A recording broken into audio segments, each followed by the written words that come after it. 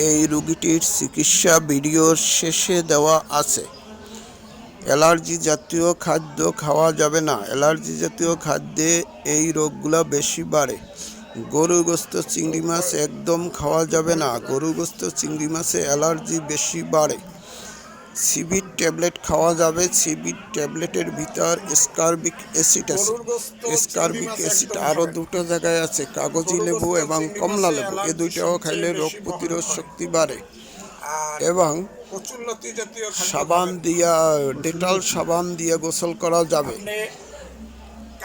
পানি, যে পানিতে গোসল করেন ওই পানিতে স্যাভলন অথবা ডেটল দিয়ে গোসল করলে রোগ প্রতিরোধ শরীরের জীবাণুগুলো মারা যাবে।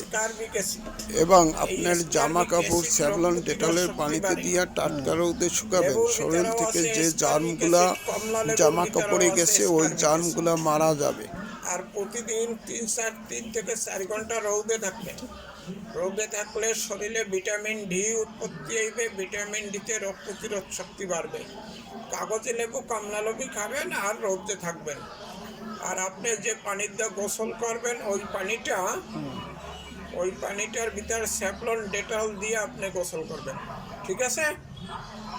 গোসল করে না, বালতিতে 1 বালতি পানি উঠাই নেবেন। উঠাইয়া নিয়ে তার ভিতরে স্যাভলন বা ডেটল দিয়ে আপনি গোসল করবেন। দেখবেন আপনার এই রোগ থাকবে না। আর আমি ঔষধ আপনাকে লিখে দিচ্ছি।